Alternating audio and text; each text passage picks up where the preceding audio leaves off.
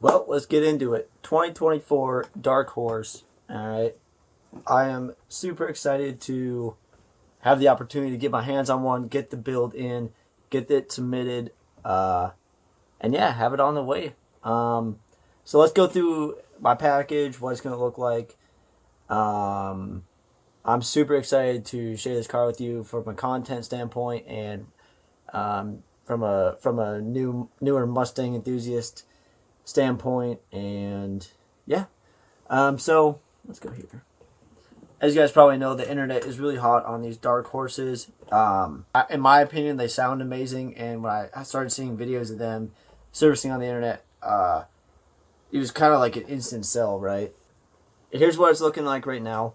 Went with the blue Ember Metallic because it's the Dark Horse, right? Just want to do that. Honestly, a lot of the other colors looked amazing. I mean, you guys have probably looked at building options available and watched other people build it out, but we're looking at my build. So blue Ember Metallic. I went with the painted hood stripes, which was another $5,500. In my opinion, kind of expensive for a stripe, but it's the Dark Horse, you know? Like, I want this to be the most desirable Mustang configured for the 2024 Dark Horse, and yeah, you can't just not do it, right? Like, you look at historically the Mustangs that did do the stripes versus didn't. They did it for the same reason, right? It's expensive, but they end up being more desirable and worth more and cost more, obviously. So the Dark Horse appearance package includes aluminum foot pedals, approach detection, blah blah blah, heated and cooled driver passenger seats, absolute must for me. Memory driver, blah blah blah, stuff that you would kind of expect. So the Dark Horse appearance package includes the paint options, one of which I selected, black painted roof, brake calipers with the blue and the blue logo, unique hood graphic. Okay, cool. I got the handling package, which is $4,500.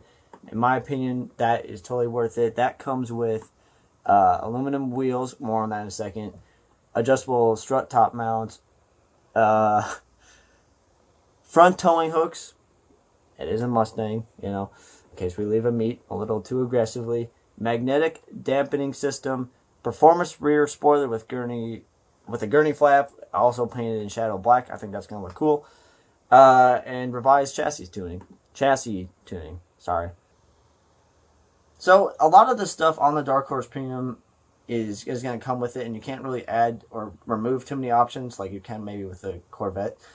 But what I did do was premium floor liners, because premium floor liners, hopefully they're sort of more Dark Horse orientated.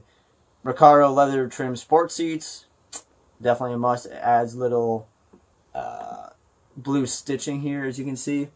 So the interior looks pretty cool. Went with the manual, okay? Some of you might be like, well, duh. But, you know, for me, it was a little bit of a toss-up for a bit, because if I knew that these were the last... If I knew this wasn't going to be, like, potentially one of the last big old screaming V8s engine, you know, before we go all electric and stuff, engine equipped, and you look at so many of these cars now, they're not coming with manual options. Corvette C8, even supercars.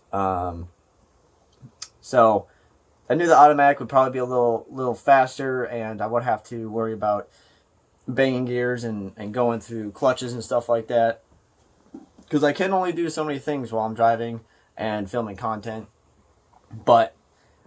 And not to mention, this will also be my first manual.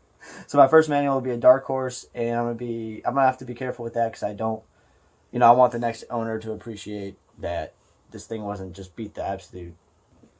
So that's what that's looking like. I'm super excited, and this recording stopped. This is still a very early showing you what I got going on. That way you guys just don't think I have these two cars and I pretty much use the Zimmer for content. No, I'm dedicated to providing new cars, new content. I have ideas of what I'm going to do with my Corvette, as far as what would replace it after I film some content with it, as now that the weather's getting nicer. So yeah, here's what's going on.